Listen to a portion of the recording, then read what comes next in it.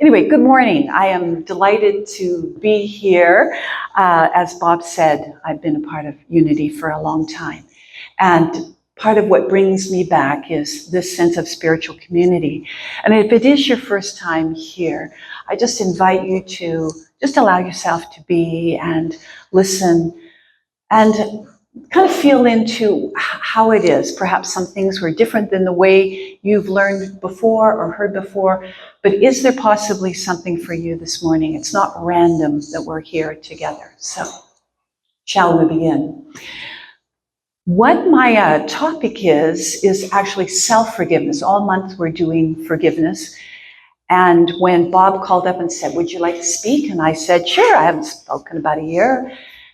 And he said, "Oh, it's forgiveness." I'm like, oh. Right? Because we all know how important forgiveness is, both forgiving others and ourselves. But it's not the easiest, is it? I mean, it really is something that we have to work at and work with and think about. So I'm going to talk about it from a few different perspectives. And Anthony has, with his song 99 Steps, set the stage for where I'll begin, because I was thinking, where shall I begin? And I think as spiritual people, there's a part of us who want to be a good spiritual person. You want to be a good person. And because we grew up, most of us over here in North America, we grew up with that Christian idea of being a good person. What is it to be a good person? You've got to be kind and generous and understanding and all these things, but that's fine. But you're supposed to be it all the time, aren't you? And where is our humanness in all that? And it can put the expectations very high. And if being on the spiritual path, like wanting to live a more meaningful life, a more connected life, is a noble pursuit and a meaningful pursuit. But sometimes it can set you up for having more self-judgment because you think, well, I've got to be this certain way, right? I've got to be open and kind and helpful all the time. And there's a feeling, or it can be a feeling, that you could disappoint God. Now that's an interesting concept, isn't it? Because to disappoint is a human characteristic. And we know now that God's not someone sitting up in the sky as a person. So to say that you could disappoint God is kind of an interesting concept. It's something that we've dragged from the past, because really love and light and energy and God are all one. It's like saying, if I disappoint God, I don't want to lose God's grace. I don't want to lose God's support. But could you? That's sort of like saying you could lose the oxygen in the air. Now we can hold our breath. We've all done that, right? So we can separate ourselves, but God does not abandon us. One of the most powerful things I learned when I came to Unity is that I couldn't lose that love and that support that I call God. And more interesting, that I also couldn't earn it. And that kind of threw me. But it was such a great relief, because we are all expressions. And if I can't lose it and I can't gain it, there's tremendous freedom there. And people say, well, what about those people who meditate and do a lot of service and think, are they not more loved by God? I don't think so. I don't think one tree is loved more by the sun than the other flower. You might feel it though. And so I wanted to make a distinction between that. So if I meditate and I do things that I feel are meaningful and are in line with how I want to live my life, I'm bound to feel more connected. But did I earn it? Or did I just open to it? Did I just allow myself to become part of it? Did I allow myself to be used by it? And when we're in that flow, that's when life feels rich and on track. And when something happens where we don't feel that, and in comes self-judgment, right? That's why there's the need for forgiveness, really. God doesn't need to forgive. We ask, forgive me, God. God didn't judge you in the first place, right? So it doesn't have to think. But that's a big concept because we weren't raised that way. So I invite you to just sit with that. You don't have to agree with me on that, but you can sit with that idea. What if that were so? What if that were so? What if we were actually innocent and precious? When a new little boy or baby comes to you, look at that baby and say, boy, that's going to be a sinner. We got to get on that one right away, right? It's kind of crazy. And this idea that we could be wrapped up in that. But we do have times when we feel and judge ourselves, don't we? It's part of the human condition. And I come to think that the small judgments are actually the most difficult to forgive and to not have run our lives. When we do something big, when we mess up in a big way, we pretty much know it, right? If we don't know it, somebody tells us. Right? And, you can have different ways of dealing with that. And what I've noticed is not everybody struggles with forgiveness. Well, let's say there's a spectrum. I find that some people are quite readily able to forgive themselves, make sense of it, and move on. And other people really struggle with it. And what I've noticed is, if you're a more intellectually based person, if that's just where you come from, it can often be easier to forgive yourself because you can figure out the logic of it. Did I really mean to do that? What was my intention? Is that person actually okay? Did this happen? You can figure it out logically and often release yourself. Would you say? Or some of you come from that place, you can relate. But the people who are more emotionally or spiritually wired up, that's where they come from. We struggle a little harder, right? Because of how deeply we think about it and how entwined we get in that idea of what it is or how it is that we've been. And it's what happens to us when we don't forgive that I want to talk about. And then, in part 2, how do we do it? Because I don't think anybody here would be surprised to say it's important to have self-forgiveness. No one would say, no, I've never heard of that, right? But how do you do it? How do we live it? How do we actually make it happen on a daily basis? So I made a few points about that. And usually, I don't have them, but I thought I might actually write them down. Okay, so look over it, and because as I was saying last night, that's a good one. I must remember that now. So maybe with a little piece of paper here, I'll have a chance to do that. One of the things that I've noticed with myself is it begins with the expectation. If we have really high expectations of ourselves, of how we're supposed to be in any given situation, that sets the scene for falling a little short, doesn't it? When I discover that I'm out of sync with myself, that is one of the places I go. Is there something I'm not forgiving myself for? Because it can be quite subtle. What I see in myself and others is often we just start to become a bit disconnected from ourselves, right?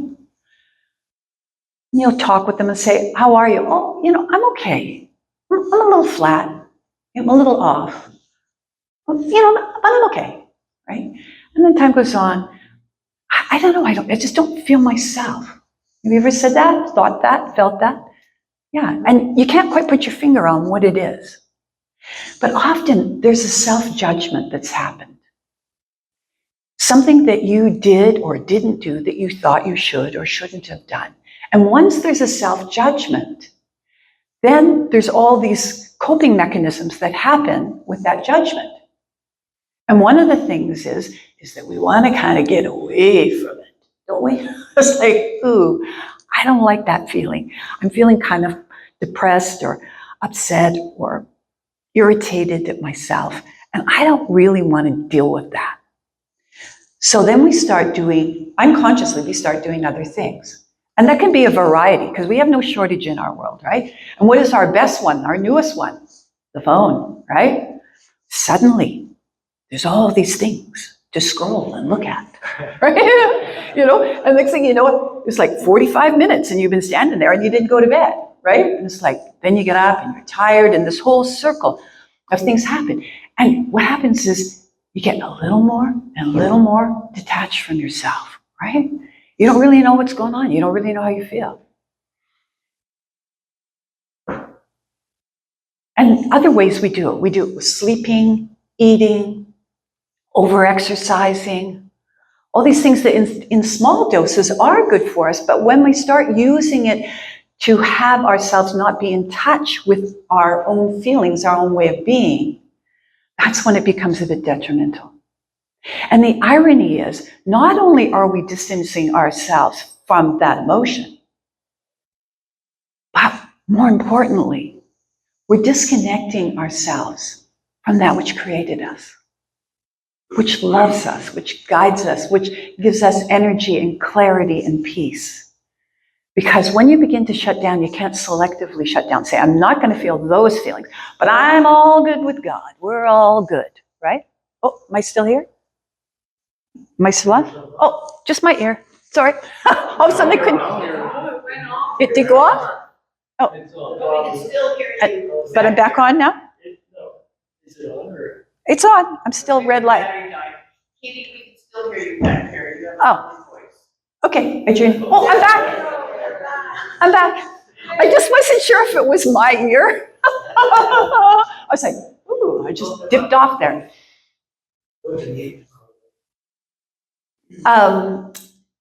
Yeah, now what was I talking about?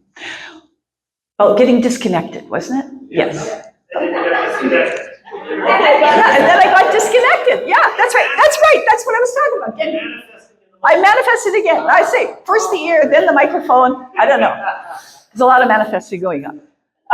Yes, that we get disconnected from source. There we are.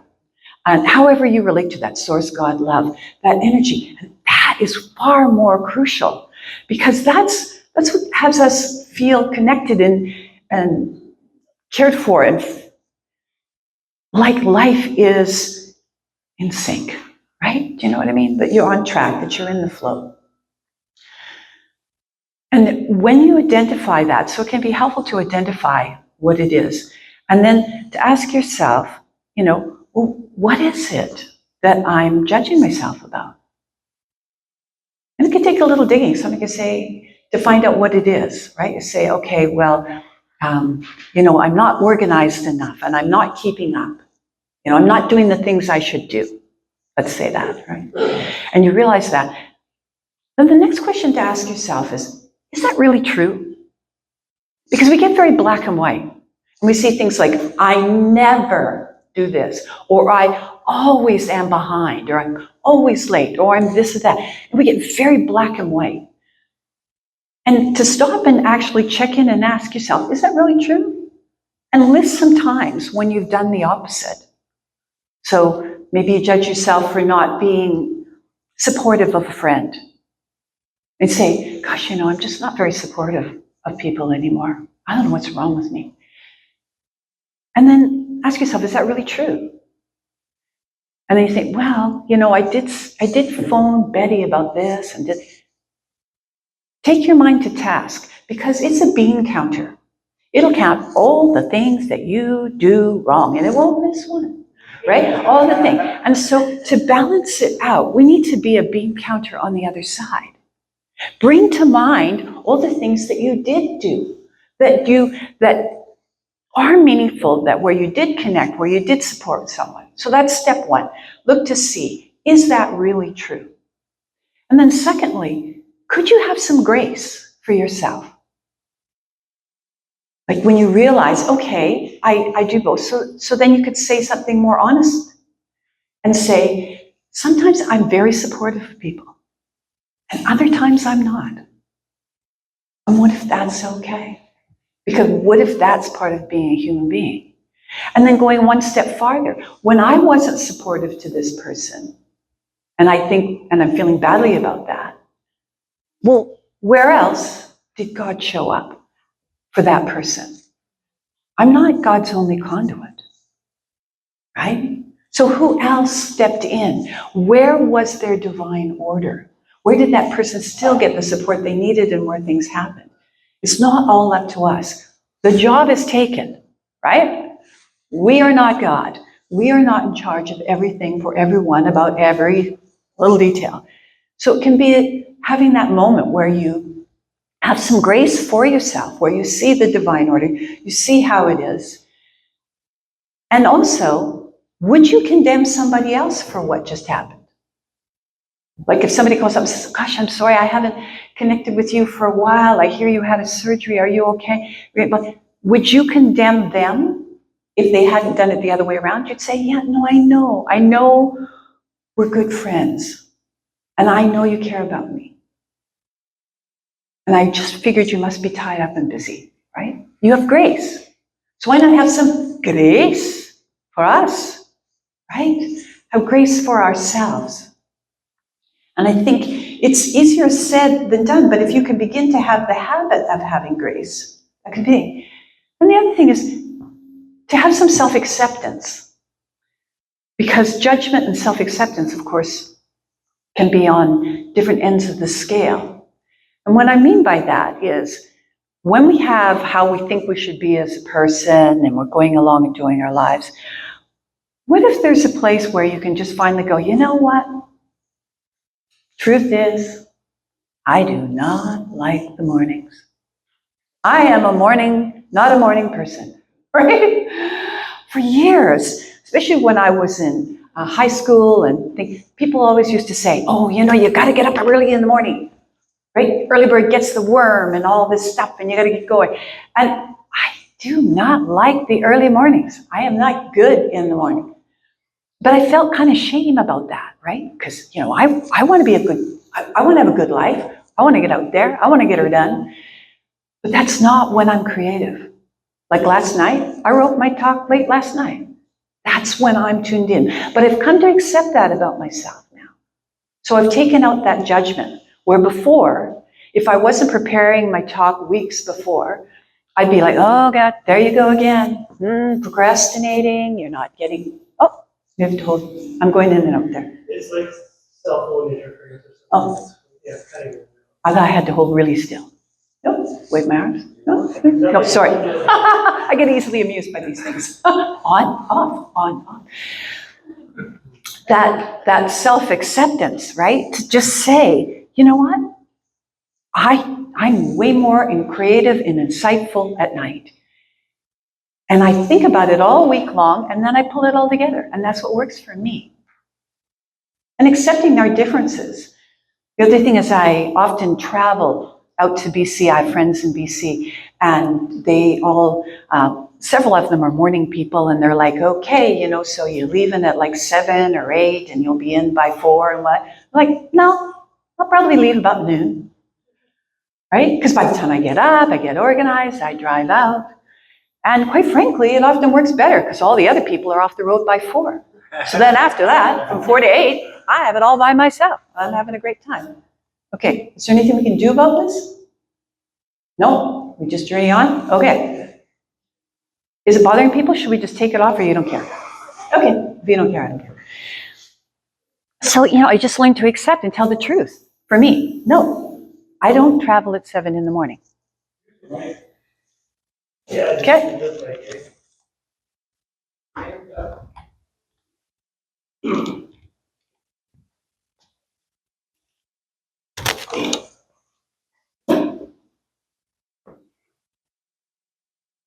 You can just leave it. Oh, that's interesting. It's not going off.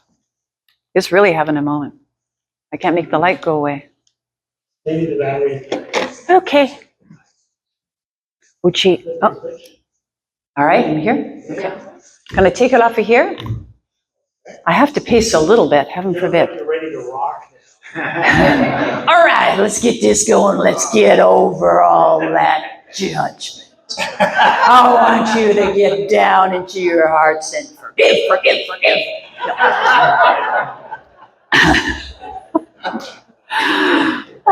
Anyway. Yeah, so it's accepting yourself the way you are, hence a little theatrical at times.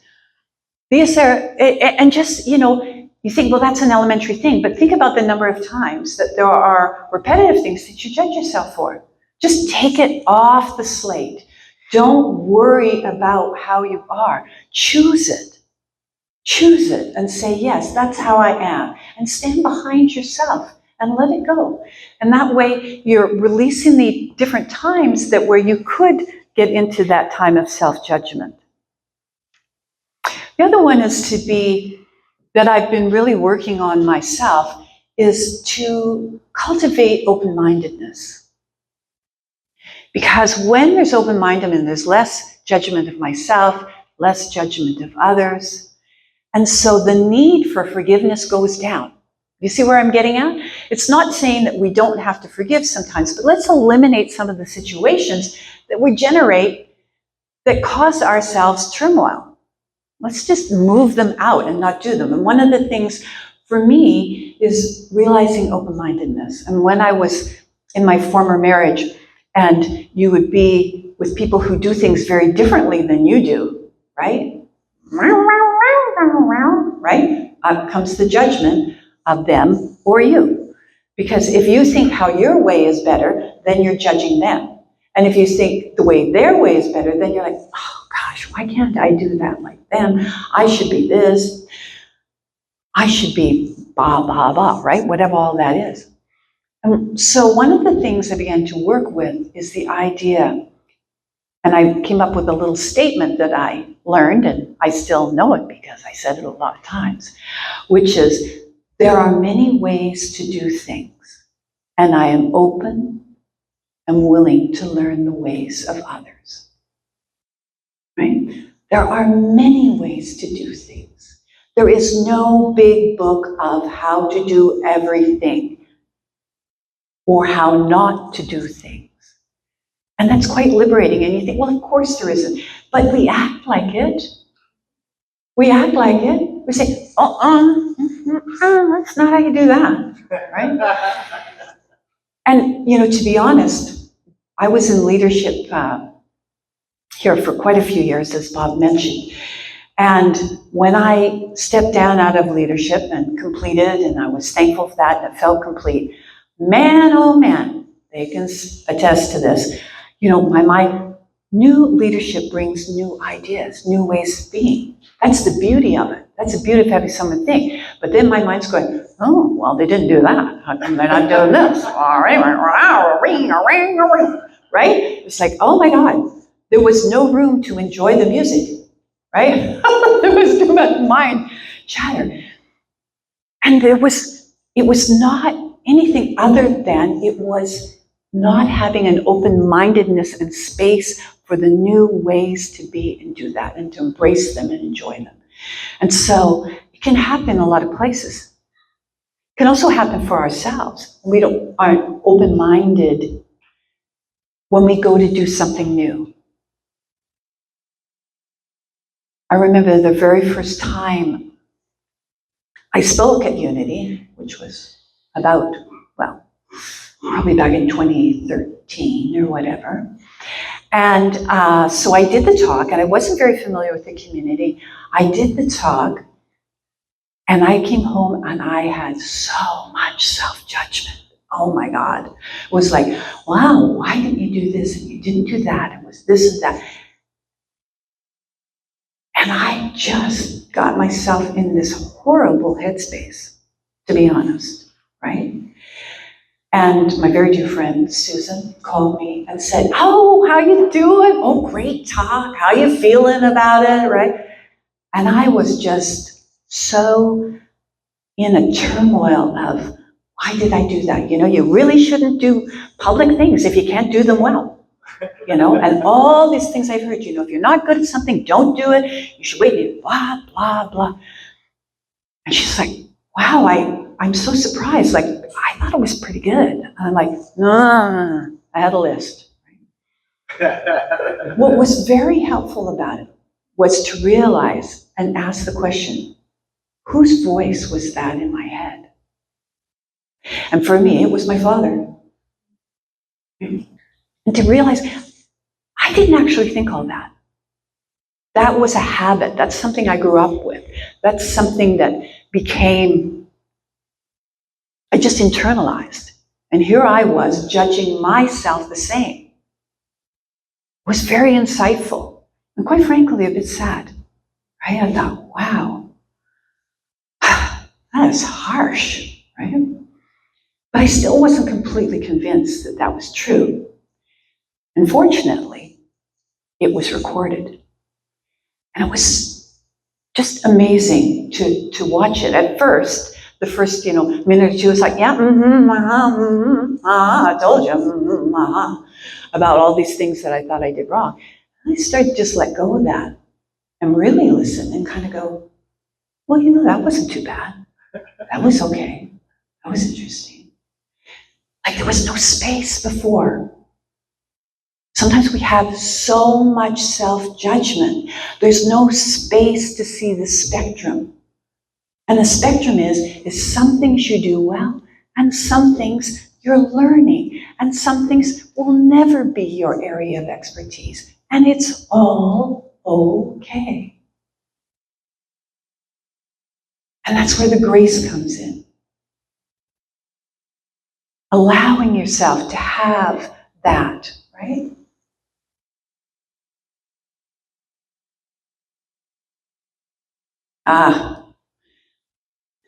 As I did here, I love this one. Don't seek agreement, right? Because what I was looking for on that phone call with Susan was, I wanted her to say, yeah, that didn't go too good, did it, right? Blah, blah, blah. How many times do we often even criticize ourselves first, almost as a defense mechanism? Have you ever done that? Where you say, well, it wasn't that good of a presentation, really, or I didn't do all that I was supposed to do. Like we turn ourselves in, right? we judge ourselves way harder, way before everybody else does. And then we seek some agreement about that. And they go, yeah, It's like, is that a loving thing to do to yourself or to do to others? It just brings more of that energy in. And it doesn't give much space for grace, for love. And to move out of that, there's so many books and articles written about self-worth, self-esteem, low self-esteem. And I think an awful lot of it has to do with this struggle to forgive ourselves. That if we could become more willing to accept who we are and to forgive ourselves and allow ourselves to be who we are in the world, first of all, to have less judgment, but then when you do have some judgment, how do you forgive yourself? So now I want to talk about that for a little bit, about, let's make it practical. How do I forgive myself when I realize that I am judging myself? How many of you have heard of Ho'oponopono, the Ho'oponopono prayer? Okay. I don't have very good history on this. I should have looked it up better. But anyway, the little bit I know about it, Ho'oponopono prayer, it's a prayer. Its basis in Hawaiian culture. And the idea is that there are several words in a row that you repeat to open to forgiveness. And why this is powerful is because we're all connected. We're all one. And if we actually believe that and we live that, when we forgive another, when we ask another to forgive, there is a reciprocal effect that happens. I'm not going to go into the history of the Ho'oponopono. Well, okay, quickly, I'll tell you. The story is, as I know it, is a psychologist in Hawaii was to be a warden type psychologist at a prison. And what he decided to do was to look at all the files of the prisoners and to say this series of words, which I will say to you now, which is, I'm sorry. Please forgive me. Thank you. I love you. And his premise is that we are all connected. We are all part of everything that happens. And so, interesting enough, he's saying to these prisoners through the paper, I'm sorry. And you can fill in the blank. Sorry for what?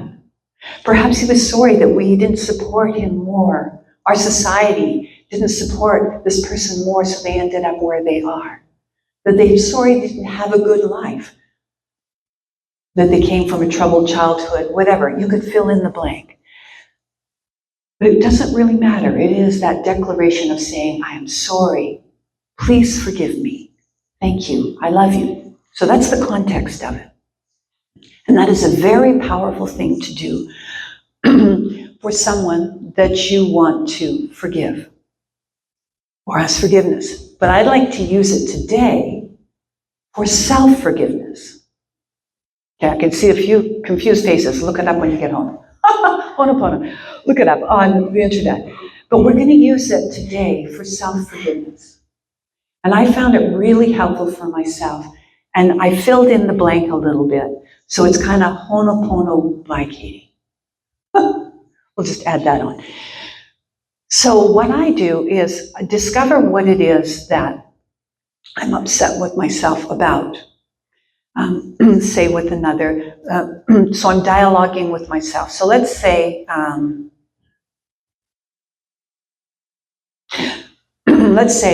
judging myself for being forgetful, that I haven't been keeping up on something. I've been forgetful. And so I'm judging myself. Oh, you're so forgetful. Why don't you, get more organized? You should make lists. You should, blah, blah, blah. Imagine talking to the part of yourself. Just imagine the forgetful part of yourself and say, I'm sorry. I'm sorry. I'm so forgetful. Please forgive me. Thank you. I love you. Because what we want to do is break that separation, right? So when there's a part of me that I think isn't being the way it's supposed to be, remember, I want to get away from it. So now I've actually gone, put my arm around it and said, I'm sorry I'm so forgetful. Please forgive me. Thank you. I love you. Imagine saying that to yourself, right? Being kind to that part. I'm sorry that you feel overwhelmed and aren't getting done what you need to get done. It's okay. Sorry. Thank you. I love you. So I invite you to try that, to try using the Ho'oponopono and parts of yourself. And then the last one is the emotional freedom technique, which other people often know as tapping. How many people know that? Familiar with that? So that idea that you can take the emotional charge down. Often what happens is if you have a judgment about yourself, you've got a big charge on it. And so just by taking down the charge, by doing the emotional freedom technique, can help a lot because it's not a 3-alarm fire usually, right? It's just something that you feel like you should be better at, and you're not, or you've let someone down, or you feel like you should be more accepting or kind of your friends or of your relatives. And it's like, just take the charge down on that. So there's a couple of things that you can look at to do. And what I'd like to do now, though, is we think about how this idea of self-forgiveness is that idea about staying connected to yourself. Those are what those last couple of things are about, is don't throw yourself under the bus. Allow some grace and some ideas that you are a human being growing and learning and changing just like everyone else. And that if really it is when we stay connected to our feelings and to that which created us, that things move through, that there is grace, that there is love.